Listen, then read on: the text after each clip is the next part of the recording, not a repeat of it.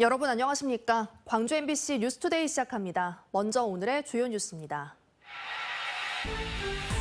광주 광산구 학생들이 자신이 살고 있는 지역에서 고등학교를 배정받지 못하는 문제를 두고 교육당국이 해결책을 내놨습니다.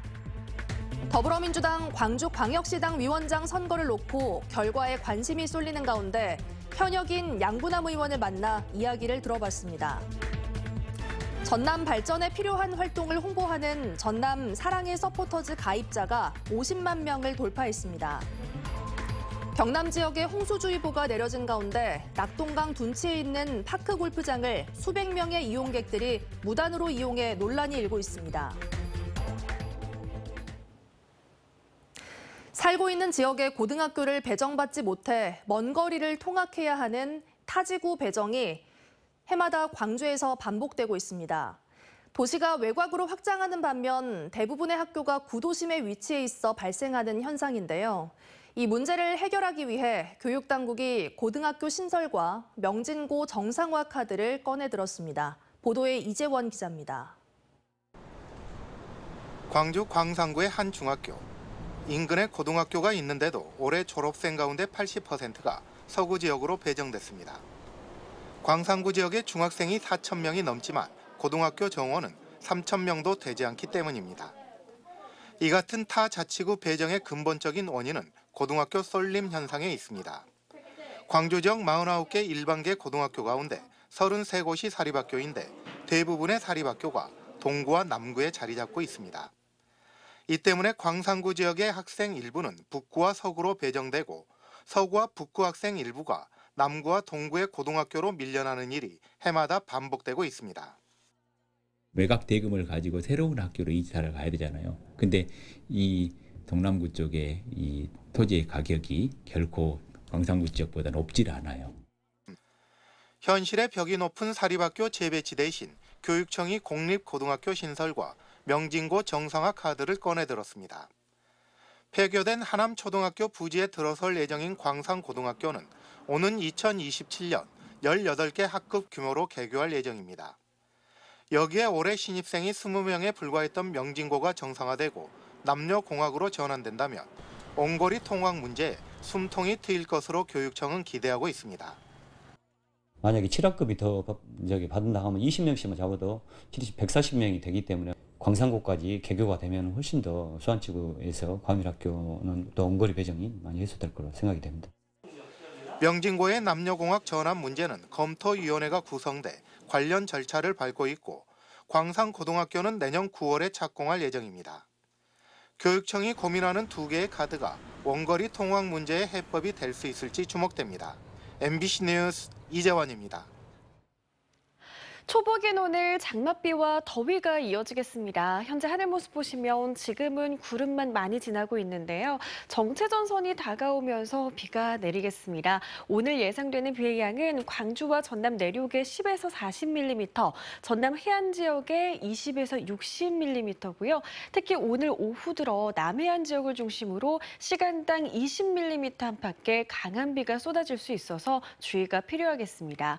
비 소식 나와 있지만 더위는 여전하겠습니다. 광주의 현재 기온 24도로 어제와 비슷한데요. 한낮 기온 30도 안팎으로 어제보다도 2, 3도가량 높은 기온이 예상됩니다. 날씨 정보였습니다.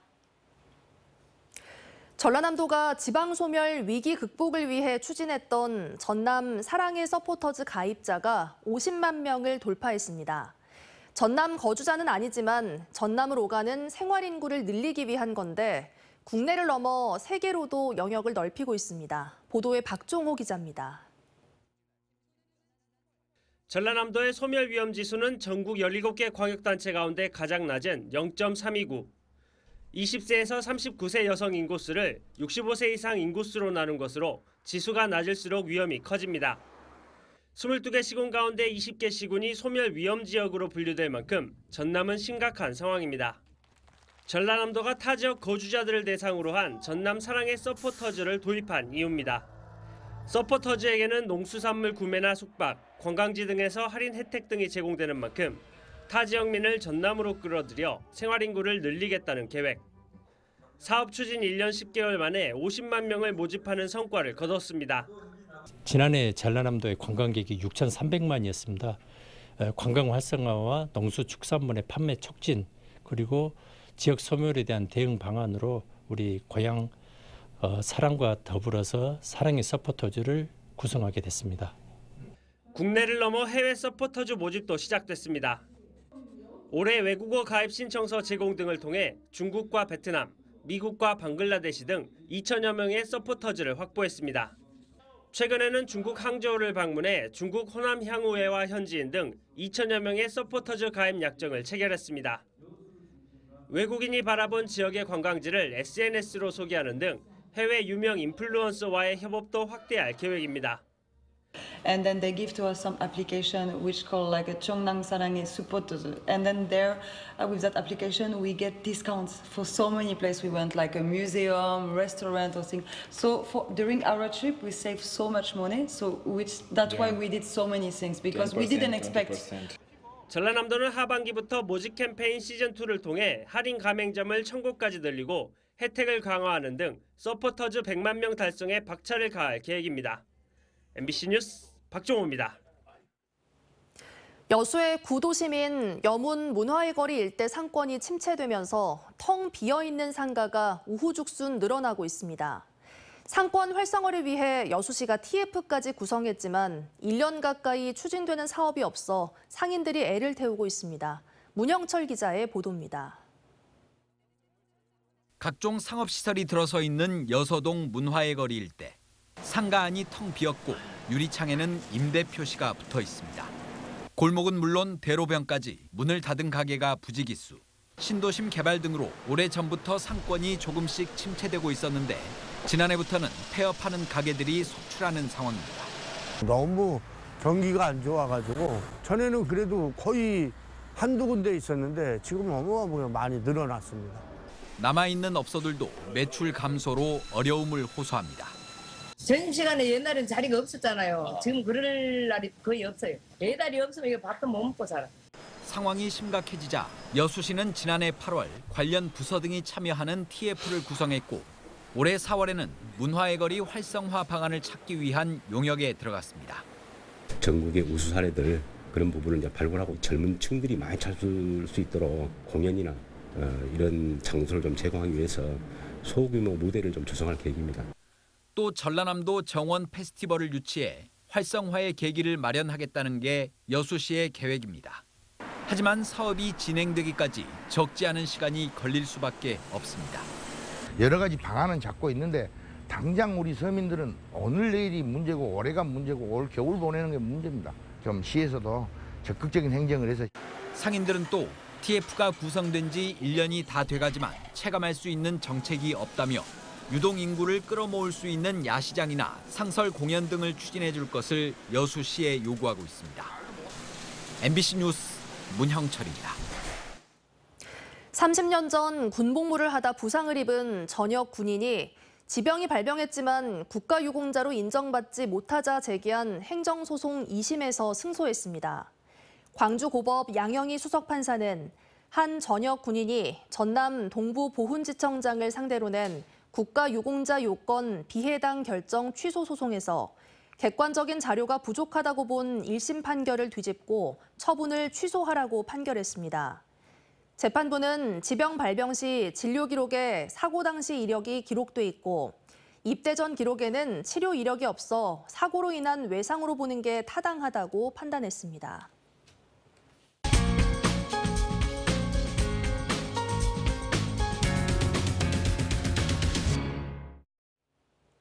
더불어민주당 광주시당 위원장 선거를 앞두고 현역 의원과 원외 인사가 맞대결하면서 관심이 높아지고 있습니다.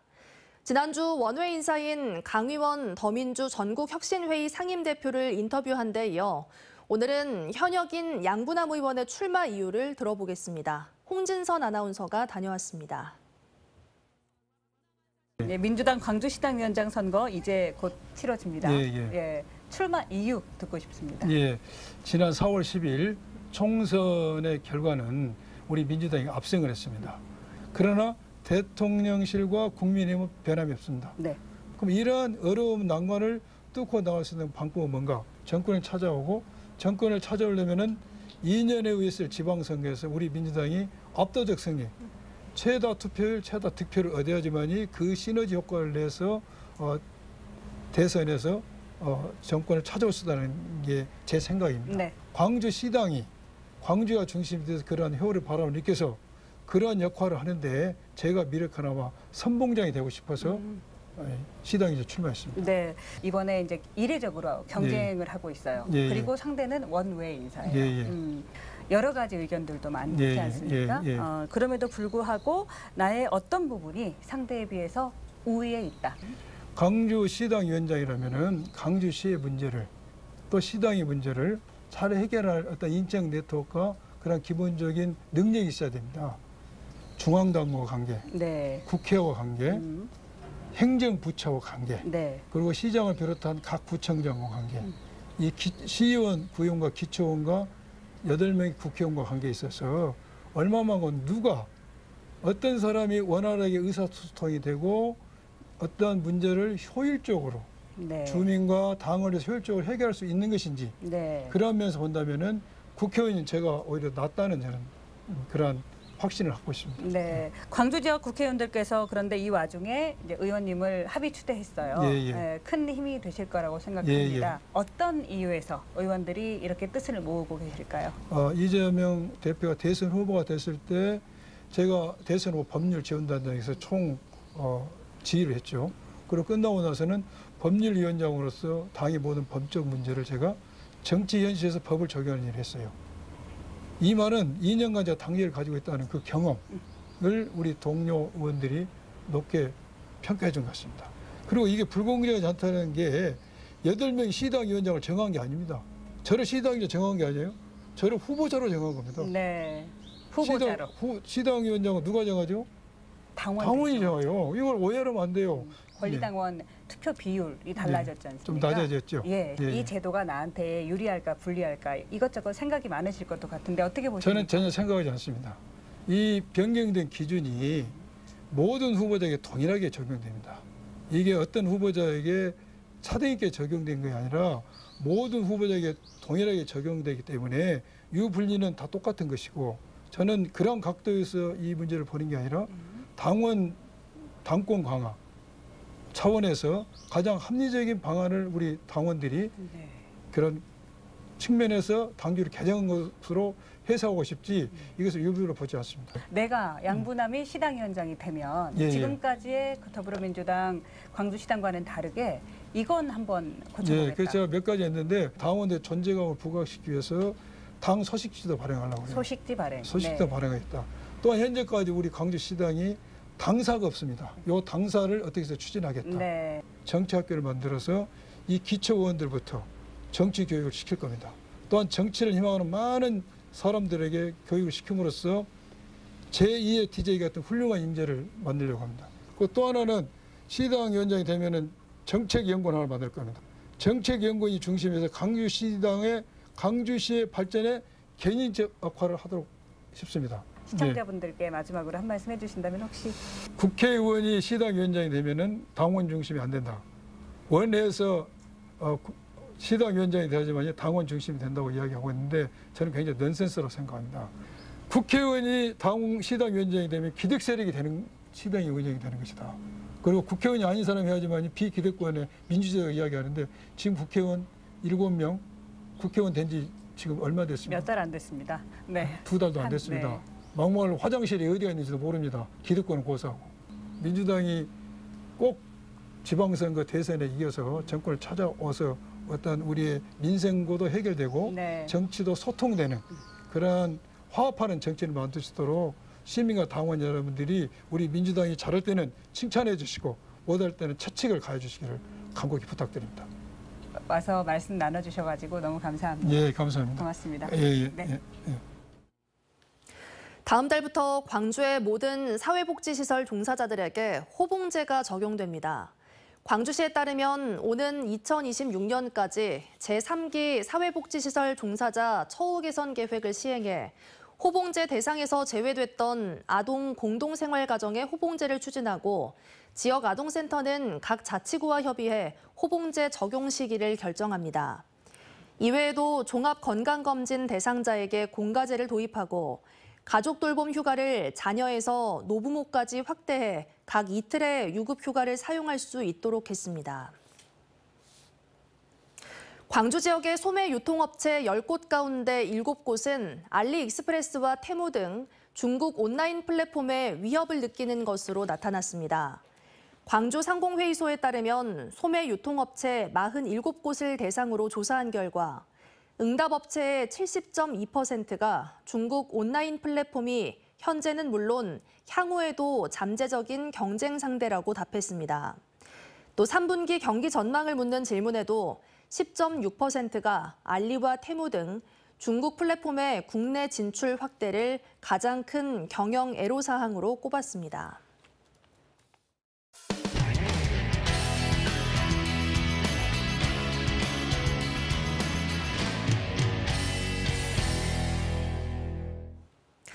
최근 경북 지역에 많은 비가 내리면서 낙동강 하류인 경남 2곳에 홍수주의보가 내려졌습니다.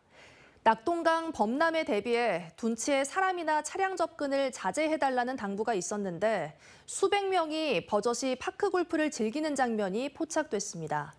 MBC 경남 부정석 기자가 보도합니다. 낙동강 하류로 이어지는 밀양 삼낭진. 흙탕물로 변한 강물이 빠른 속도로 흐릅니다. 경북과 경남 내륙에 쏟아진 폭우로 낙동강 수위가 올라가기 시작했습니다.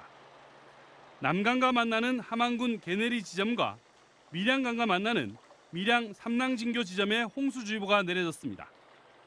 구간이 워낙 길다 보니까 오늘 저녁 밤 늦게쯤 돼야지 주의보 기준 수위 아래로 좀 떨어질 걸로 현재는 예상되고 있고, 낙동강 바닥보다 저지대인 창원 대산면에선 도로가 침수되거나 오수관이 역류하는 피해가 발생했습니다. 이제 우리 동네가 좀 낮은가 봐. 비가 많이 오고 이러면 역류가 되니까 뚜껑이 올라가고 지금 잘못 사고 나면. 한쪽에선 물난리를 겪고 있는데 낙동강 둔치에 있는 대산 파크골프장은 파크골프를 즐기는 사람들로 북적입니다. 오전에만 약 600명 이상이 이용했습니다. 창원시설공단은 홍수주의보가 발령된 직후 파크골프장을 폐장했는데 이용객들이 무단으로 들어와 사용하는 것이라고 주장합니다.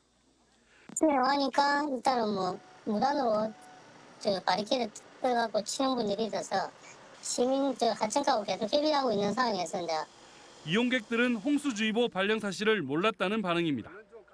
홍수주의보가 여기에 내려졌다는 건 모르고 인지 못하고 왔거든요. 그럼 여기에 홍수주의보가 내려졌으면 여기 입구에서 차단을 해야죠. 아니, 홍수주의보라는 얘기는 들으셨어요? 안 들었어요. 전혀 들어보신 적은 없어요? 예. 공지가 돼 있거나 그러지도 않고. 그렇죠. 걱정 안 하고 왔어요. 실제로 취재진이 파크골프장 주변을 살펴봤지만 홍수주의보 발령이나 하천 수위를 알 수 있는 알림판은 없습니다. 화요일은 저희가 통보를 받아가지고 다 이렇게 나가셨고요. 지금은 일단은 아직 물이 그게 수위가 지금 낮아지고 있다더라고요. 아직 연락받은 건 없습니다. 취재가 시작되자 급히 이용객을 내보내고 폐장했습니다. 대산 파크골프장은 지난 5일부터 창원시설공단이 위수탁받아 운영하고 있습니다. 대구에선 강물이 범람해 파크골프장 노동자 3명이 고립되는 사고가 발생했습니다. MBC 뉴스 부정석입니다. 부산 수영 고가도로 아래에는 비콘그라운드라는 곳이 있습니다. 부산시가 고가도로 아래 공간을 복합문화공간으로 키우겠다고 했지만 사실상 133억 원의 혈세가 투입된 주차장으로 전락했다는 지적입니다. 부산문화방송 조민희 기자가 보도합니다.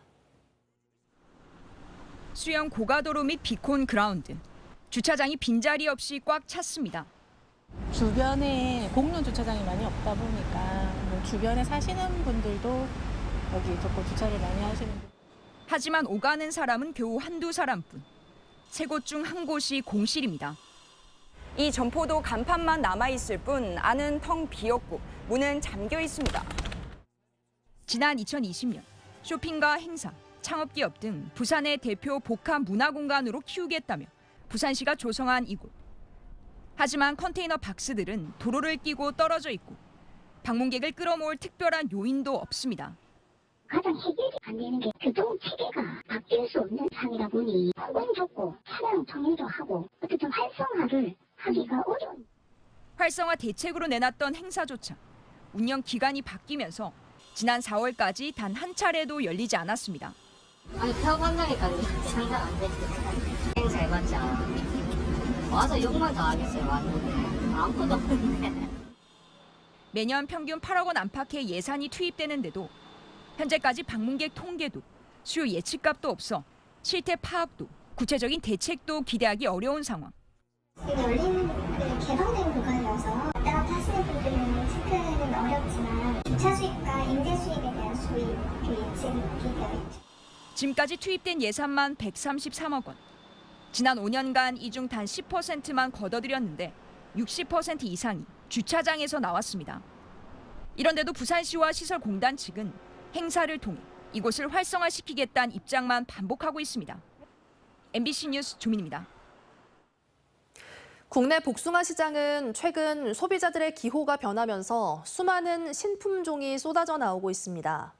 소비자들은 털이 없어 알레르기 걱정이 없고 단맛이 강한 천도계 품종을 선호하는 추세인데요. 특히 망고 복숭아라고 불리는 옐로드림은 젊은 층의 선호도가 높아 재배가 빠르게 늘고 있습니다. 전주문화방송 이창익 기자입니다. 국내 유통되는 복숭아의 80%는 백도나 황도로 불리는 털복숭아입니다. 나머지 20%는 털이 없는 천도복숭아인데 최근 젊은 층을 중심으로 소비가 늘고 있습니다. 이유는 알레르기 걱정 없이 껍질까지 먹을 수 있어 간편하기 때문입니다. 이 중 가장 관심을 끄는 신품종은 망고 복숭아로 불리는 옐로드림입니다. 2016년 개발된 옐로드림은 달콤한 털복숭아인 백향과 모양이 예쁜 천도 로메모 원을 교배한 품종입니다. 키울 때 봉지를 씌우면 황금색을, 그렇지 않으면 적당한 붉은색을 띠는데 시지 않고 달콤한 맛이 특징입니다.